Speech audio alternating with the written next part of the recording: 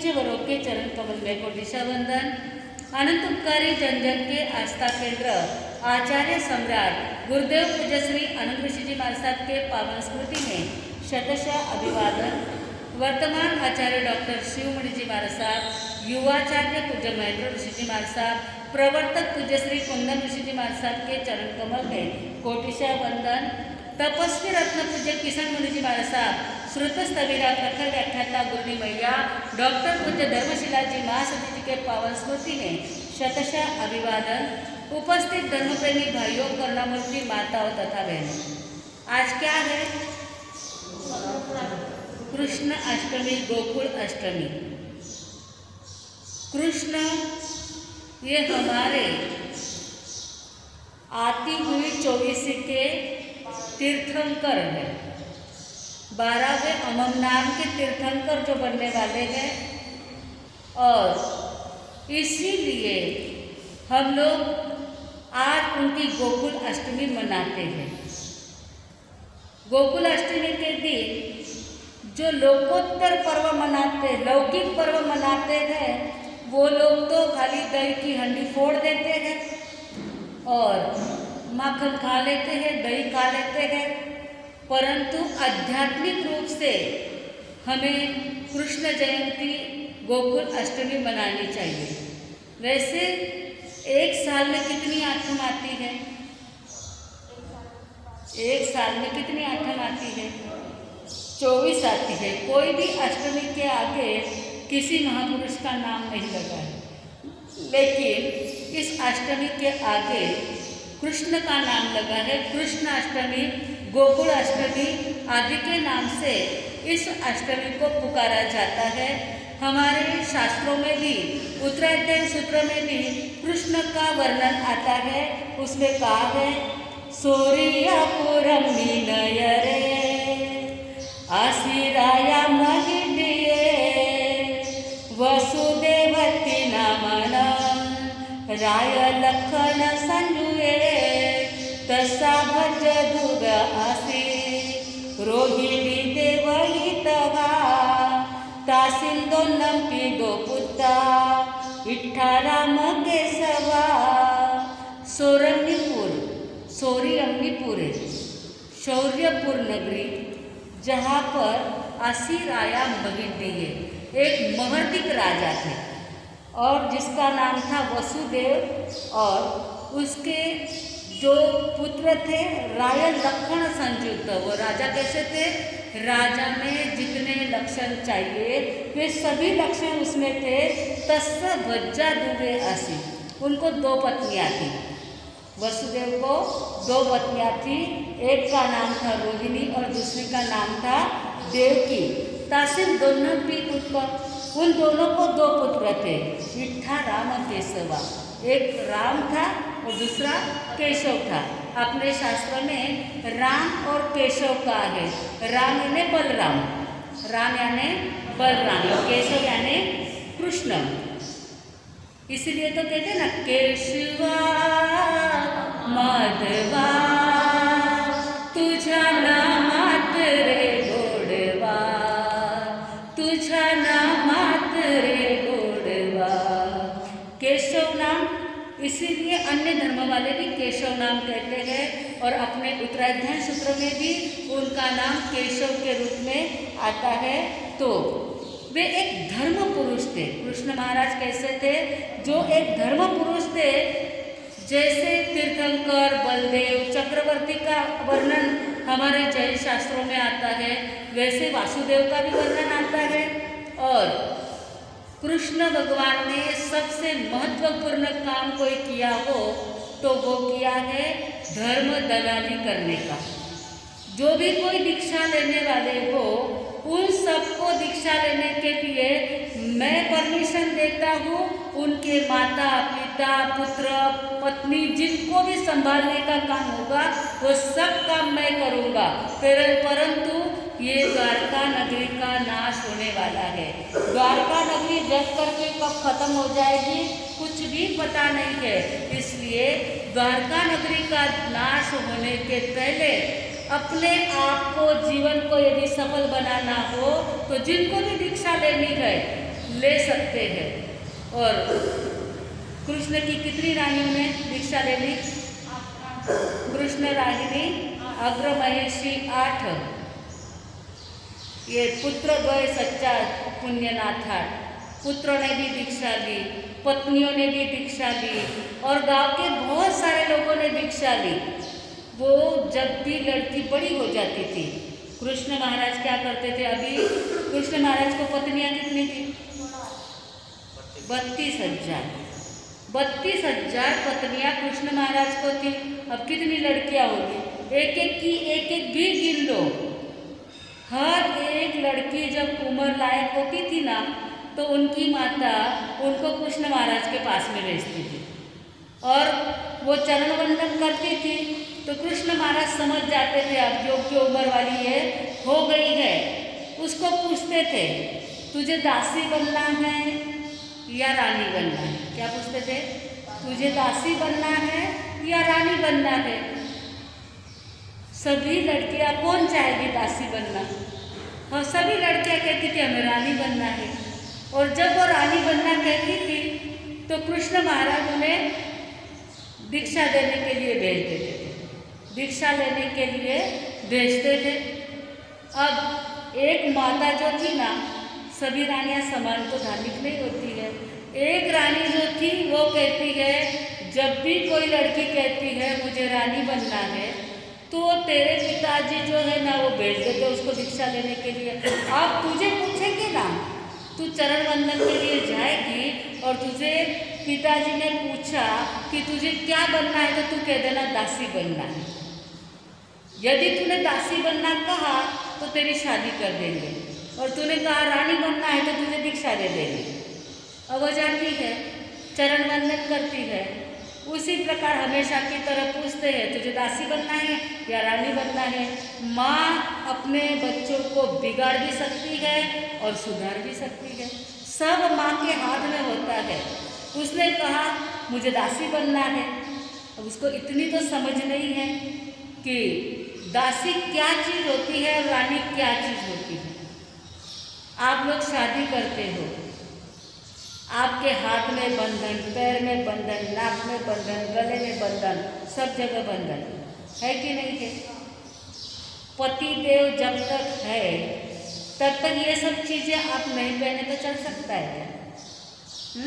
बिछुड़ी पहनना, गले में पहनना, कान में पहनना, नाक में पहनना, छिद्र नहीं है वहाँ छिद्र पाड़ पाड़ के पहनना पड़ता है। ये आप बंधन में आ जाते हैं।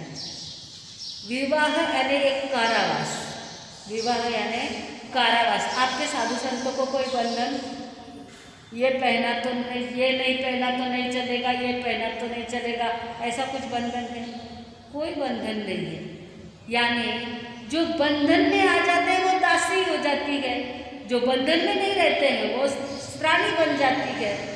चाह नहीं चिंता नहीं, मनवा बेपरवाह, जिनको कछु न चाहिए सो शाहन प्रतिशाह। चाह नहीं चिंता नहीं, साधु कैसे होते हैं? किसी बात की चाह नहीं, कल की चिंता है क्या? खाने तरी आवार व्याख्यान में बेड़े बेड़े चिंता है रसोई कई बनावाना, आज घनो उसी हुई को तो कई करने आया नहीं है, एना भी घनो उसी हुई जाइला कई कराला। लेकिन साधु को कोई चिंता है क्या? आवे तो भला, नहीं आवे तो सो भला। चिंता किसी भी प्रकार की सताती नहीं है, इसलिए वो क्या है? शाहनपति शाह। चाह नहीं चिंता नहीं, मनवा बेपरवाह, बिल्कुल बिंदास रहते हैं। जिनको कछु न चाहिए सो शाहनपति शाह। जो साधु साध्वी है वे बादशाह के भी बादशाह है, शाहनपति शाह है। इसलिए कृष्ण महाराज सबको कहते थे आपको दासी बनना है या रानी बनना है। अब ये जो एक लड़की है कहती है मुझे तो दासी बनना है। अब दासी बनना का तो कृष्ण महाराज ने क्या किया? एक लड़का देखा, जो लड़का एक झुपड़ी में रहता था, और उसको लेकर के आते हैं, उसको कहते हैं आपने कभी ऐसा अद्भुत काम किया है? तो बोले हाँ, मैंने अपने जितने हाथ से हजारों की सेना को रोका है, खाली एक हाथ से हजारों की सेना को रोक दिया है। फिर कहा और कुछ? बोले हाँ, मैंने एक पैर से पूरे बांध को रोक दिया है। जो पानी का पाट होता है ना, उसको एक पैर से मात्र रोक दिया है। तब कृष्ण महाराज कहते ठीक बात है, आप तो बड़े पराक्रमी हो, इसलिए मेरी बेटी की शादी मैं आपके साथ में करना चाहता हूँ। क्यों मजाक करते हो? मैं एक गरीब आदमी हूँ और आप मेरे साथ में आपके बेटी की शादी? आखिरी खंडाधिपति और कहा मैं एक गरीब, इसलिए नहीं, आपके साथ में मेरी बेटी की शादी करूँगा, कुछ भी उसको नहीं दूंगा, दहेज में उसको कुछ भी दिया नहीं जाएगा। आपको उसके पास से जो काम कराना हो करा लेना। और उस लड़की की शादी उस कुरवीर के साथ में की जाती है। जब वो शादी होती है, ऐसे कुछ आया ही नहीं और कुछ देना भी नहीं, बिल्कुल सिंपल शादी करके थी। अब वो ससुराल जाने को निकली, ना गाड़ी ना घोड़ा, पैदल चल करके गई। जाके देखे तो झोपड़ी, बेचारी घबरा जाती है, करे तो क्या करे। बोले पिताजी तो कहते थे आप बड़े योद्धा हो और आप तो सभी के साथ में यानी एक हाथ से हजारों को रोक देते हो, ऐसे आप योद्धा हो, एक पैर से तो पूरा पूर को रोक देते हो, जो बाढ़ आती है उसको भी रोक देते हो। बोले हाँ बराबर है। बोले ऐसा कैसे? फिर तो कुछ भी नहीं आपके पास में तो बोले घड़े में बहुत सारी चींटियाँ आ गई। वो घड़ा रहता है ना, उसमें बहुत सारी चींटियाँ आ गई।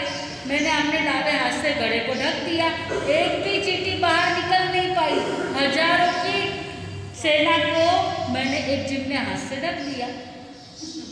तो बोले जो बाढ़ आई थी उसको रोका था आपने एक पैर से? बोले हाँ, बारिश का पानी आया था, वो बारिश का पानी थोड़ा सा ऐसा जा रहा था, मैंने उसको पैर से रोक दिया पानी को। बोले इतने बड़े योद्धा हो आप, लेकिन अब पिता ने जो दिया है उसको स्वीकार तो करना ही पड़ेगा।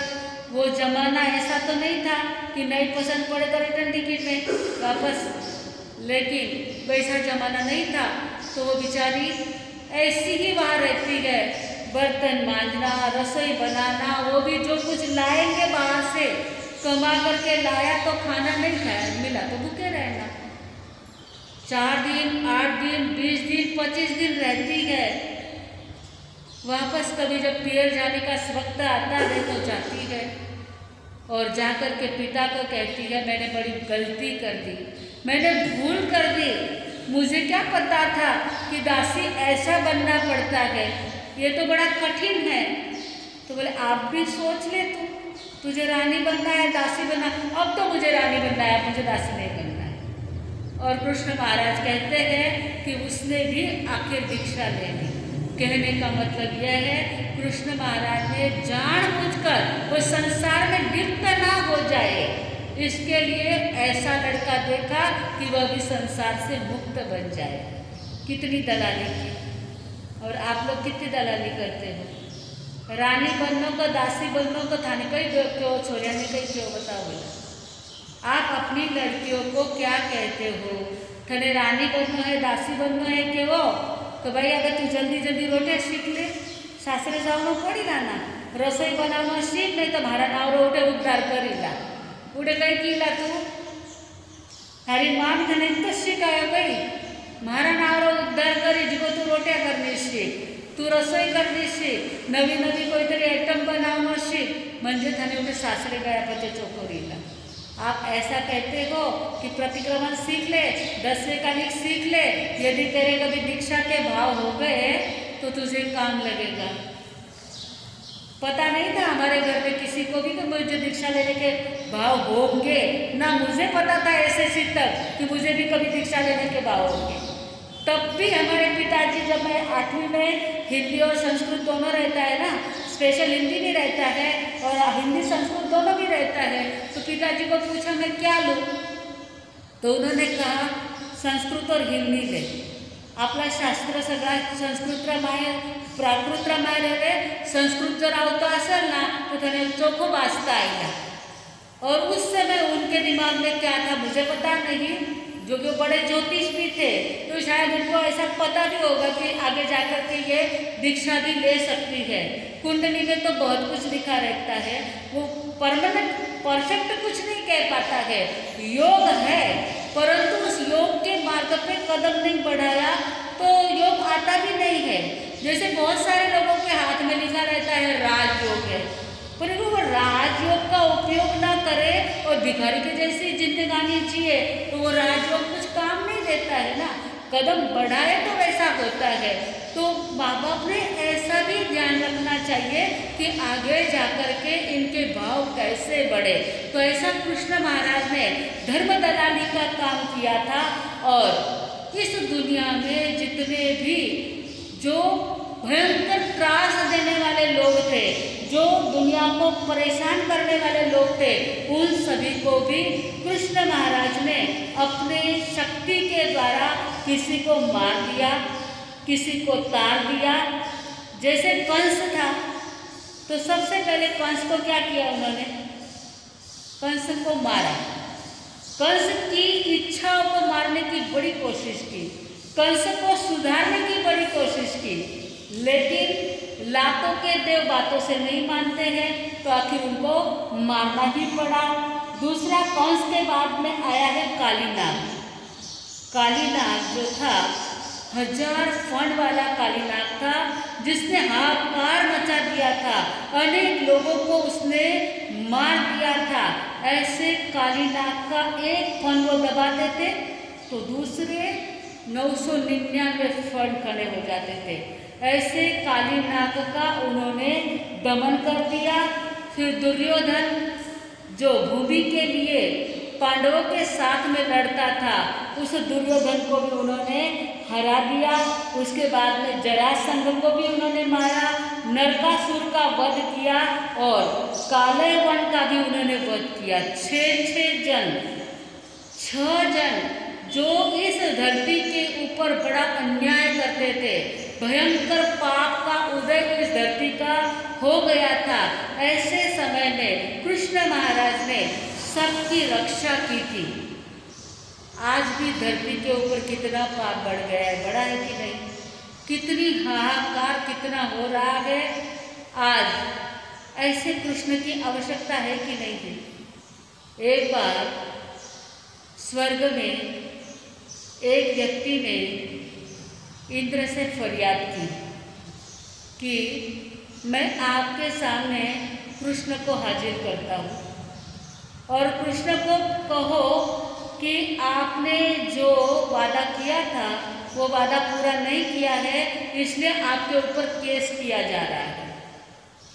कृष्ण भी कोर्ट में हाजिर थे, जज भी आए हुए थे, अदालत के अंदर एक केस चला गया। कृष्ण हाजिर है, केस करने वाले भी हाजिर है। सब लोगों ने केस कर दिया कि कहा था यदा यदा ही धर्मस्य ग्लानिर्भवति भारतः, जब जब इस भारत के ऊपर कोई भी आपत्ति आएगी, विपत्ति आएगी, तब मैं आऊँगा। तो अभी तो इतनी विपत्ति आई है, तो ऐसे कृष्ण आते क्यों नहीं है। तब जज ने कृष्ण के सामने देखा और कहा क्या बात है, बराबर है क्या ये बात। बोले बात तो बिल्कुल बराबर है, आपने वादा किया था। हाँ ये वादा तो किया था, तो फिर आप जाते क्यों नहीं हैं। बोले मैं तो गया था, मैं गांधी जी के रूप में गया, लोगों ने मुझे गोली मार करके ख़त्म कर दिया। फिर अनेक रूप बताए, किसी ने मुझे फांसी पे चढ़ा दिया, किसी ने गोली मार करके ख़त्म कर दिया। तो इस प्रकार से मैं तो बॉम्ब स्फोट से मुझे ख़त्म कर दिया। मैं तो जाने के लिए तैयार हूँ, परंतु वहाँ कहाँ गोकुल है, कहाँ नंद है, कहाँ गोपिया है। यहाँ तो नट है, नटिया है, सारी दुनिया के लोग भरे हैं। लेकिन जैसा मुझे वातावरण चाहिए, जो गायों को मैं चराता था, उनको पालता था, उनको लेके जाता था, उनसे प्यार करता था, ऐसे गायों तो कत्ल खाने में चली जा रही है, तो मैं कैसे जाऊँ। जज बेचारा क्या कहेगा। जज ने कहा ठीक बात है, आपकी बात भी तो बिल्कुल बराबर है।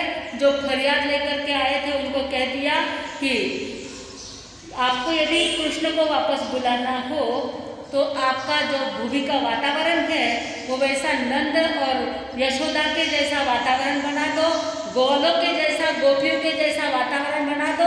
यदि ऐसा वातावरण बन गया तो आज भी कृष्ण आने के लिए तैयार है। आज सच में कृष्ण को अवतार लेने की अत्यंत आवश्यकता है। अपने धर्म में अवतारवाद मानते नहीं है। अपने धर्म में तो एक बार कोई व्यक्ति मुक्त बन जाता है ना, तो वो वापस नहीं आता है। कृष्ण महाराज अभी तक मुक्त नहीं बने हैं। वैष्णव लोग कहते हैं, अन्य धर्मी हिंदू लोग कहते हैं वो पाताल में है, और हम कहते हैं इतने इतने पंचेंद्रिय जीवों की हिंसा युद्ध में उनके हाथ से हुई, तो वो अभी है नरक में, लेकिन आते 24 में वो तीर्थंकर बनने वाले हैं।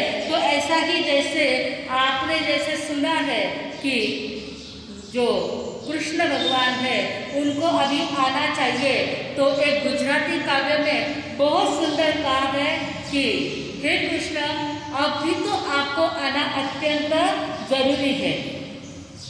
आज खरू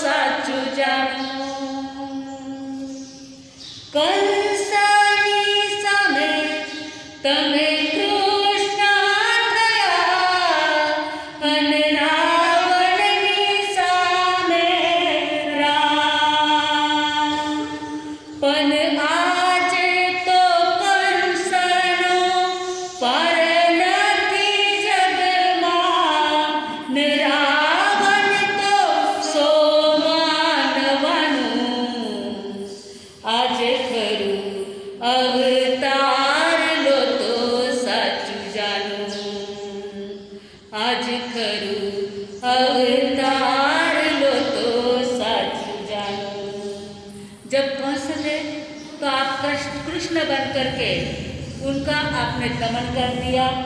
जब रावण सामने आया तो राम बन करके आपने काम पूरा कर दिया। परंतु आज तो कंस का पार नहीं है दुनिया में, और रावण तो 100 में 99 लोग रावण है क्या? वातावरण कैसा चल रहा है? पेपर में क्या आता है? आज इसने इसके ऊपर बलात्कार किया, रावण ने बलात्कार तो नहीं किया था, क्योंकि उन्होंने प्रतिज्ञा की थी कोई भी स्त्री स्वयं होकर के मेरे से कोई चाहे तो ठीक है, अन्यथा मैं स्वयं बलात्कार नहीं करूँगा।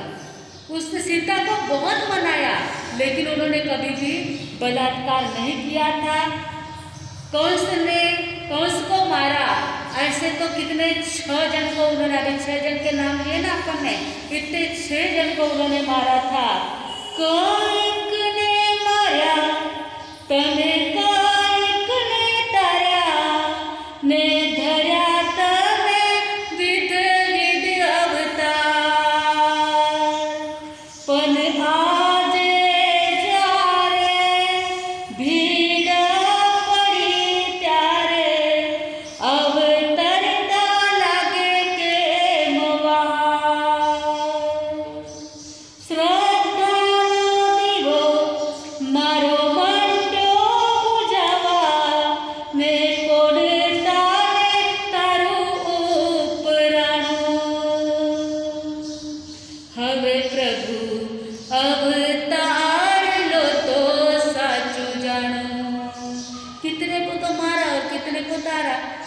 जैसे दलाली करके कितने ही लोगों को उन्होंने संसार सागर से भी तार दिया था, और कितने ही विविध अवतार भी आपने लिए हैं। लेकिन आज जब सच्ची आवश्यकता पड़ रही है तो अब आप क्यों हमको वारने के लिए, तारने के लिए नहीं आते हैं? अब तो जो श्रद्धा का दीप है वो बुझने लग गया है, तो अब आप क्यों नहीं आ रहे हैं? इस प्रकार से कृष्ण को कहते हैं। परंतु कृष्ण कहते हैं यहाँ वैसा वातावरण नहीं है, और वातावरण कभी कभी बना लेते, जैसे कृष्णाष्टमी के दिन कितनी गोपियाँ डांस करती है, वो गोपियाँ बन जाती है, राधा बन जाते हैं, लेकिन उतने कुर्ते कृष्ण आकर के देख सकते हैं क्या? क्यों नहीं देख सकते हैं? देवलोक में होते तो देख भी सकते, लेकिन अवधि ज्ञान से नरक में भी जानते तो होंगे। नरक से बाहर नहीं आ पाते हैं, परंतु नरक में अवधि ज्ञान है कि नहीं है। तो यहाँ जो भी आप कृष्ण के लिए करोगे तो वो जानेंगे या नहीं जानेंगे। कृष्ण का एक मानवता के प्रति अत्यंत प्रेम था और पशुओं के प्रति भी उतना ही प्रेम था। और हमारा जैन धर्म क्या सिखाता है? प्रेम से रहो, स्नेह से रहो, किसी भी जीवों को मारो मत, दीन दुखी गरीबों की सेवा करो। कृष्ण महाराज के मित्र कौन थे? मित्र कौन थे? सुदामा। क्या लेकर के गए थे कृष्ण के लिए? सुदामाचे पोहे। सब जगह पे जब पोहे की दुकान है, पोहे का जो बनता है वहाँ का नाम क्या रखते हैं? वहाँ सुदामाचे पोहे। सुदामा अत्यंत गरीब, पत्नी बार बार कहती है आपके मित्र इतने त्रिखंडाधिपति और वो इतने दयालु है, इतने कृपालु है, अरे आप जाओ तो सही, कुछ मांगो तो सही, मांगोगे तो मिलेगा। आपके मित्र को क्या पता है कि आपकी परिस्थिति इतनी खराब है। परंतु सुदामा को बड़ी शर्म आती है, वो जाने के लिए तैयार ही नहीं होते हैं। तब उनकी पत्नी कहती है जाओ, आप कुछ भी करके जाओ, खाने के भी सांसें पड़ रहे हैं और आप नहीं जाओगे तो कैसा होगा। इसलिए वो सुदामा को कहती है और सुदामा फिर मान लेते हैं। वैसे सांदीपनि ऋषि के आश्रम में सुदामा और कृष्ण साथ में पढ़ाई करते थे, साथ में खेलते थे, साथ में खाते पीते थे। परंतु एक पुण्य जिसकी रहती है वो त्रिखंडाधिपति बन जाता है, जिसके पाप का उदय रहता है वह बेचारा दर दर ठोकर खाता है। जब पत्नी ने बार बार कहा तो सुदामा जाने के लिए तैयार हो जाते हैं। बार बार जब कहे ब्राह्मणी, बार बार जब कहे ब्राह्मणी, हुए सुदामा तैयार। चावल की पोटली ले आए मोहन घर द्वार। चावल की पोटली ले आए मोहन घर द्वार। पूछे द्वार का जाए कन्हैया कहाँ बसे, देख नगर के लोग बावला ने हंसे। इतने में एक मिले दयालु, इतने में एक मिले दयालु, तीनों महल बताए। चावल की पोटली ले आए मोहन घर द्वार। चावल की पोटली ले आए मोहन घर द्वार। द्वारपाल जा कया आदमी एक आयो, फाटा कपड़ा नाम सुदामा बतलायो। सुन के प्रभु जी नंगे पैरों, सुन के प्रभु जी नंगे पैरों, दौड़े कृष्ण मुरार। चावल की पोटली ले आए मोहन घर द्वार। चावल की पोटली ले आए मोहन घर द्वार। जैसे ही कहा सुदामा आया है, इतना सुनते ही पैर में कुछ भी ना पहनते हुए, अपने कपड़े कहा जा रहे कुछ नहीं देखा, दौड़ते हुए कृष्ण वहाँ पर जाते हैं। रानियाँ सोचती है ऐसा सुदामा तो कौन है भाई, जो इनको तो सुध-बुद्धि खो करके ये भाग के जा रहे हैं, वो पीछे से छुप छुप के देख रही है, ऐसा सुदामा कौन आया है।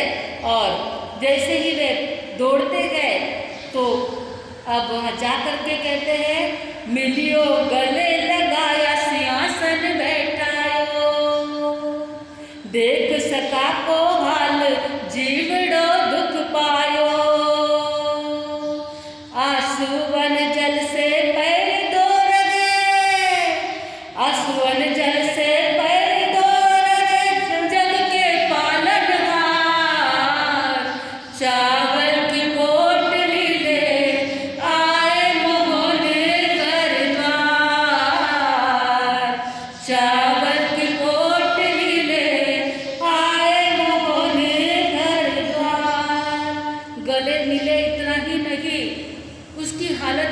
करके आंसू की धारा बहने लग जाती है और उस आंसू की धारा में उन्होंने सुदामा के चरण भी धो डाले, इतने आंसू निकल पड़े।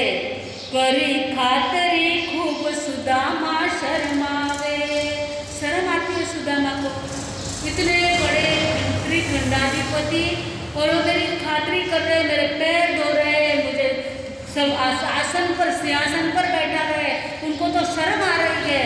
परंतु सुदामा के लिए तो कृष्ण ने क्या क्या नहीं किया।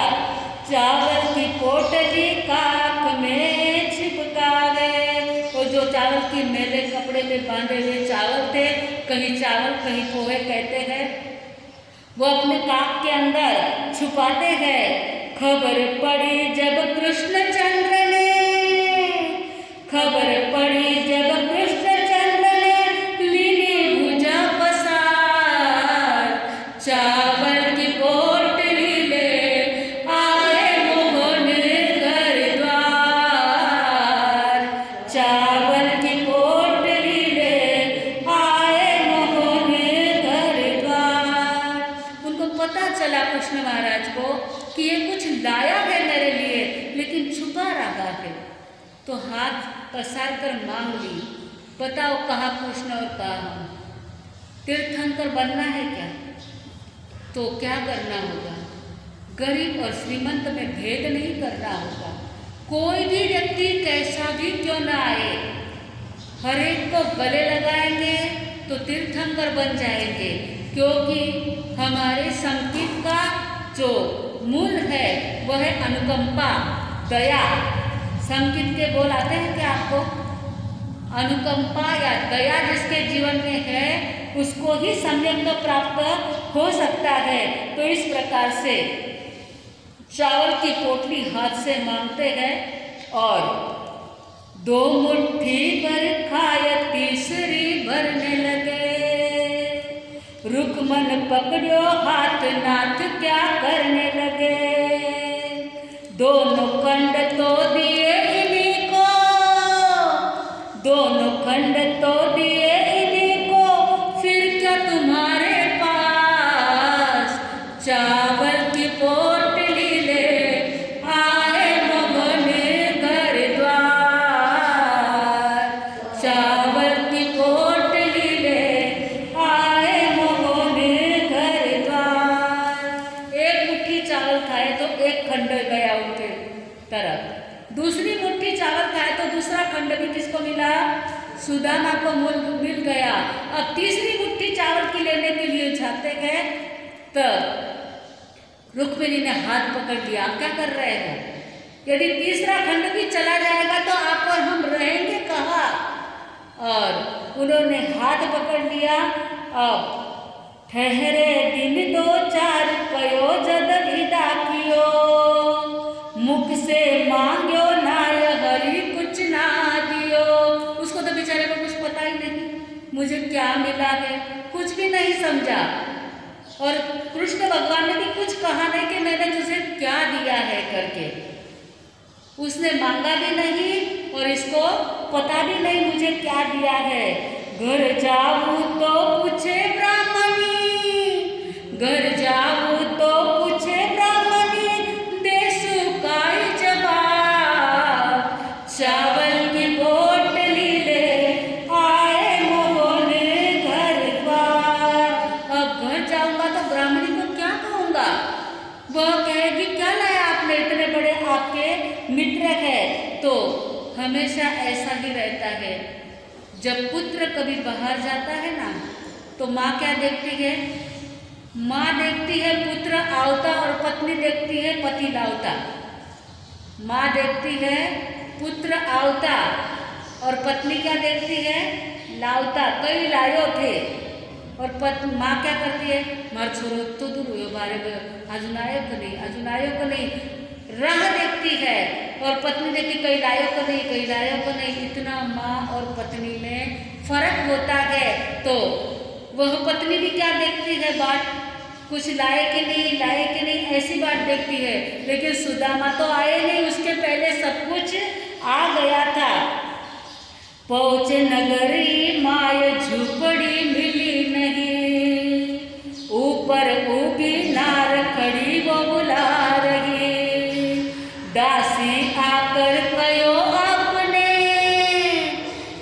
दासी आकर कहो आपने बुला रही घर नार, चावल की पोटली ले आए मोहन घर द्वार।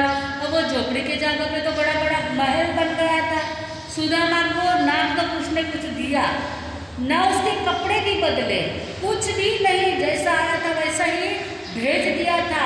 वो तो बेचारा चिंता कर रहा था, लेकिन इधर तो वो इतना 2 खंड प्राप्त हो गए थे और देखता है तो झुपड़ी कहीं मिली नहीं। एक महल में से दासी आती है और कहती है आपकी घरनारी आपको बुला रही है। चकित भये ये देख कन्हैया खूब करी, लीला अपरंपार भक्त युगावे करी। भक्त मंडली हिलमिल गावे, भक्त मंडली हिलमिल गावे, दाता तेरे द्वार। चावल की पोटली ले आए मोहने घर द्वार, चावल की पोटली ले आए मोहने घर द्वार। ऐसी कृष्ण की लीला थी कि जिन्होंने एक सामान्य सुदामा को अपने से बड़ा बना दिया था, वो ही नाथ होता है। आप भक्तामर में कहते हैं ना, नाट्यद्भुतम भुवन भीषण भूतनाथम भूतेर गुणेर भुविन बंतम विष्णुवंता। नाट्यद्भुतम, वो ही राजा, वो ही सेठ है जो अपने भृत्य यानी जो नौकर है उसको अपने जैसा बना दे या अपने से बड़ा बना दे। यदि नौकर अपने से बड़ा बन गया तो अच्छा लगता है या बुरा लगता है? बताइए, बुरा लगता है ना। अरे महंगा दुकान में काम करते हो तो, परंतु आज तो मोटो बन गए हैं, उनकी गलती भी होती है थोड़ी, क्योंकि वो बड़े बनने के बाद मुंह के सामने भी नहीं देखते हैं। परंतु किसी के ऊपर उपकार किया हो तो उसको भूल जाना, लेकिन उसकी खाली प्रशंसा करना अच्छा है, इतना ही कहना उसकी पुण्याई जग गई, इसलिए उसको प्राप्त हो गया। तो कृष्ण महाराज और सुदामा का प्रेम, उनका मित्र प्रेम कैसा था वह भी हम देख सके हैं। उनके कर्म यानी पराक्रमी थे। कितना पराक्रम था, जो मात्र 2 भुजाओं से पूरा लवण समुद्र तैर करके आ गए। मैंने पहले ये बात कही थी आपको, पूरा लवण समुद्र मात्र 2 भुजाओं से तैर करके आए और पद्मावती को अमरगंगा से लेकर के आ गए। इतनी शक्ति थी।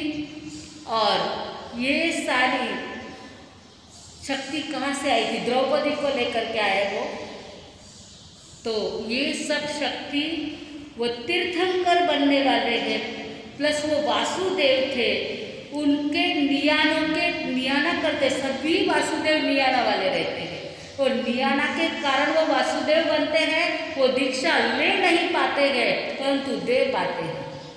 स्वयं दीक्षा नहीं भी ले सके तो दूसरे की दलाली कर सकते हैं। ऐसे कृष्ण के जीवन के लिए तो जितना कहे उतना कम ही है। उनकी माता के हाथ से ही वो भोजन करते थे। सांदीपनि ऋषि ने जब उनको कहा कि आप कुछ वर मांगो तो उन्होंने क्या कहा? मातृ हस्तेन भोजनम, माता के हाथ का भोजन चाहिए।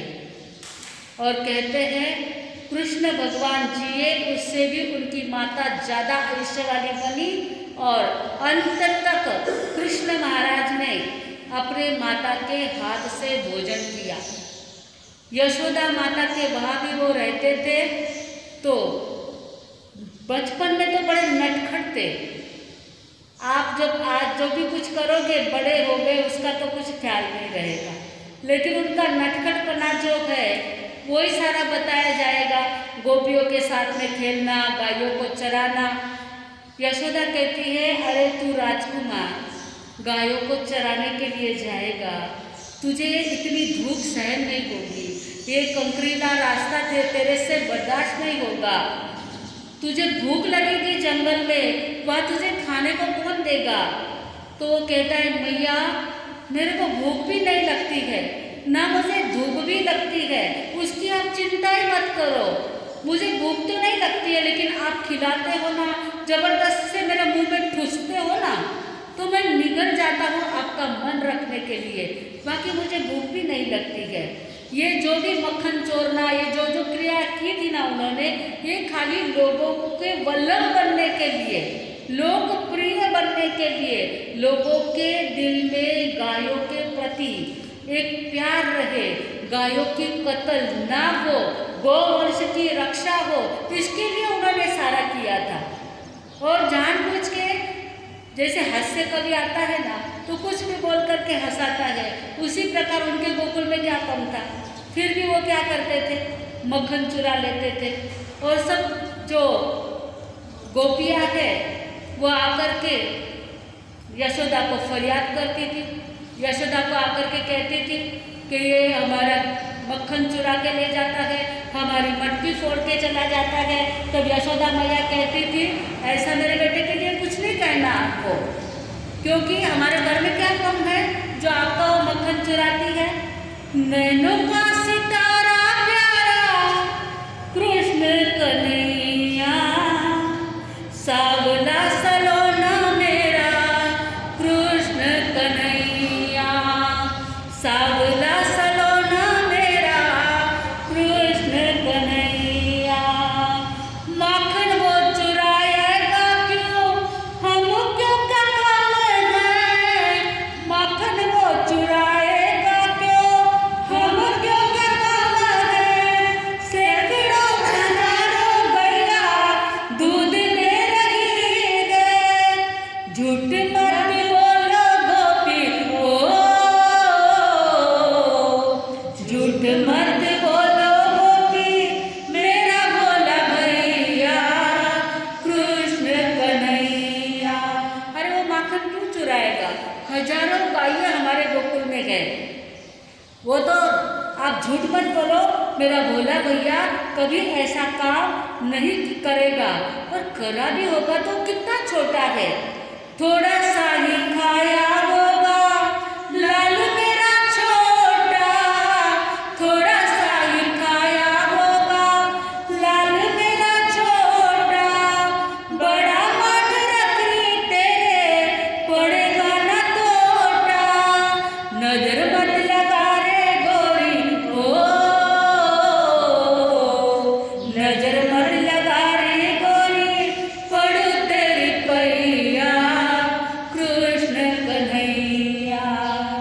10 गुना ले ले माखन चुपचाप रहना, 10 गुना ले ले माखन चुपचाप रहना, मेरे छोटे छैयन को कुछ नहीं कहना। गोकुल का उजाला इस पे हो,